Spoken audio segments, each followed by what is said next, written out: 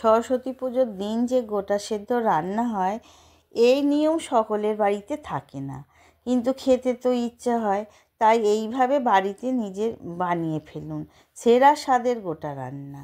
এই গোটা সেদ্ধই অনেকে 4-5 রকমের কড়াই কাঁচা বাদাম দেয়, আমি শুধু মুগ কড়াই ও মটরশুঁটি দিয়েই বানাচ্ছি। ছোলা মটর বা অন্যান্য কড়াই দিলে 6 থেকে 7 ঘন্টা আগে ভিজিয়ে রাখতে হয়।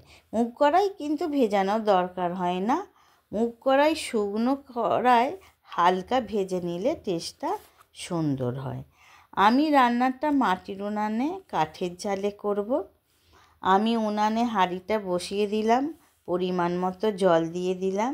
জল গরম হয়ে গেলে কড়াই দিয়ে দিতে হবে। স্বাদ মতো নুন দিয়ে হাঁড়ির মুখে একটা ঢাকা দিয়ে দেব।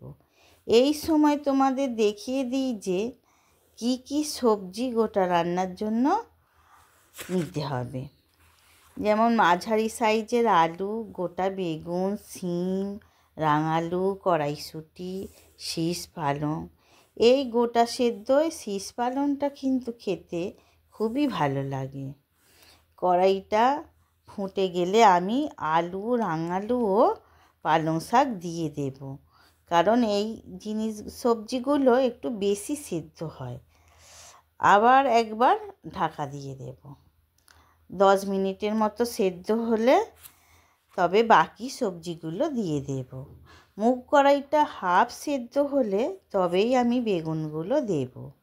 সব সবজিগুলো যখন নরম হয়ে যাবে তখন খুব সামান্য মশলা দিয়ে দেব, যেমন লঙ্কা গুঁড়ো, হলুদ গুঁড়ো, আদা ও মৌরি বাটা এবং স্বাদ আনার জন্য একটু চিনিও দিয়ে দেব। রান্নাটা ভালোভাবে সেদ্ধ করে নিতে হবে। তারপর শুকনো লঙ্কা, তেজপাতা, 5 ফোড়ন তেলে ভেজে নিয়ে গোটা সেদ্ধর মধ্যে তড়কা দিয়ে দিতে হবে। একটু জিরে ভাজা গুঁড়ো দিলেও কিন্তু খুব টেস্টটা সুন্দর আসে। তারপর 5 মিনিট ফোটালেই তৈরি হয়ে যাবে সেরা স্বাদের গোটা সেদ্ধ রান্না। গোটা রান্না নামানোর সময় একটু জুস রাখবেন, তা না হলে হাঁড়িতেই জুসটা শুকিয়ে নিলে গোটা সেদ্ধ ঠান্ডা যত হবে কড়াইয়ে জুসটা টেনে নেবে আর গোটা সেদ্ধ শুকনো হয়ে যাবে। গোটা সেদ্ধ একটু জুস থাকলে খেতে ভালো লাগে, বেশি শুকনো শুকনো হলে খেতে ভালো লাগবে না। বন্ধুরা, আমার রেসিপিটা ফলো করে একবার বানিয়ে ফেলুন এইভাবে গোটা সেদ্ধ রান্না, দেখবেন খুবই টেস্টি ও সুন্দর খেতে হবে।